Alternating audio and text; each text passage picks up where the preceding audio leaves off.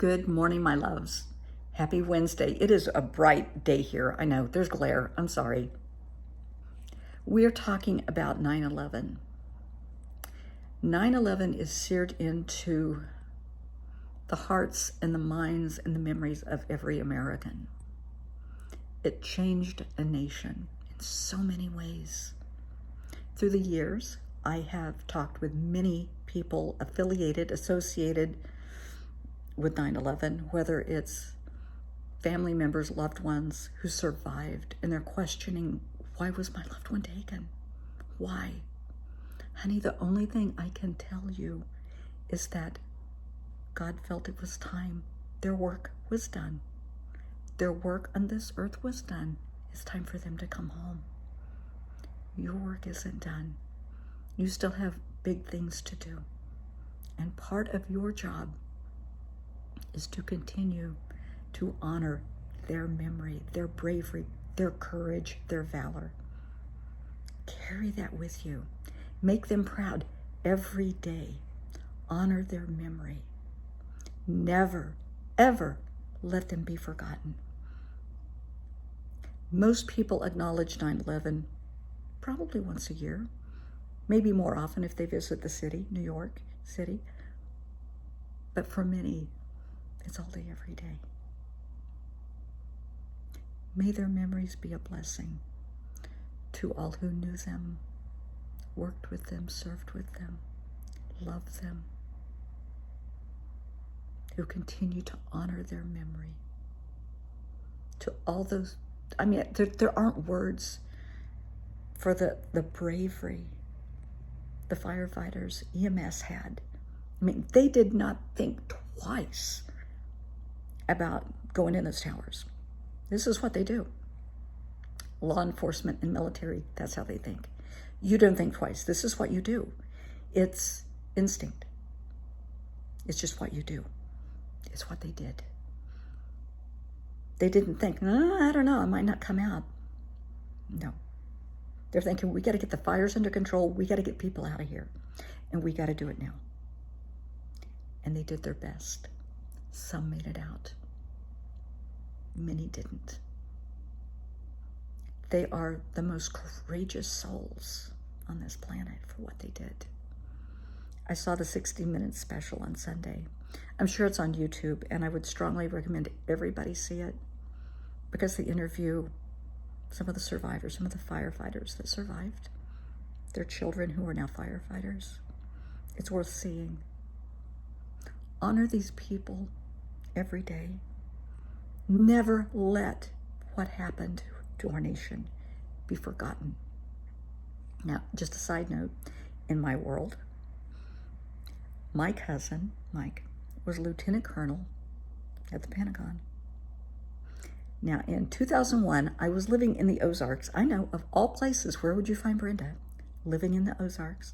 My parents, my mom had cancer. My dad wasn't in good health, so they retired there, and I was the nurse in the family. I have to go and keep an eye on everybody.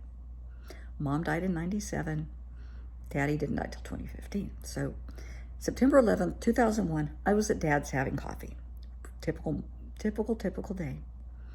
Daddy had the TV on. Typical day. We're sitting at the dining table, and, he has the TV going, and he said, whoops, just a minute. And he turned the volume up, and we sat in the living room in disbelief of what we were seeing. Tower 1 hit. Tower 2 hit. And I grabbed his hand and said, Daddy, this isn't over. This is not over. And a few minutes later, the Pentagon was hit. Now, my dad had an older sister, Ann.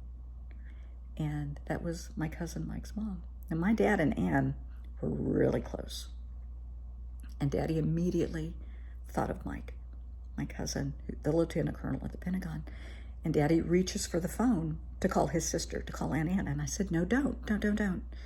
You know, her phone is busy. She's trying to find out if he's okay. And he said, well, okay, you're right.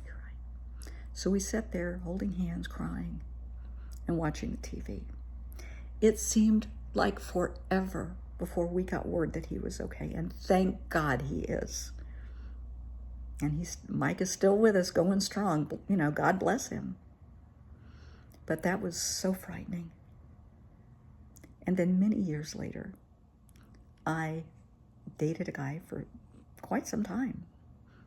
And he's one of the many vice presidents of the New York Mets. And Eric lives in Long Island, works in the city, of course. His office is at Citi Field. And he was telling me that morning he had a meeting, which, you know, that's normal. So he had a meeting, but it was in Tower 2. No big deal. On his way to work, way to the meeting, he stopped to grab bagels for everybody, that's him. And it has to be a certain kind of bagel from a certain place. So he went to get bagels. As he's walking out, he gets a call. Meeting's moved. Just go to your office. We're going to have the meetings at Citi Field. Whatever. So he heads the other way, goes to his office. The meeting starts. And then they find out Tower 1 is hit. Tower 2 is hit.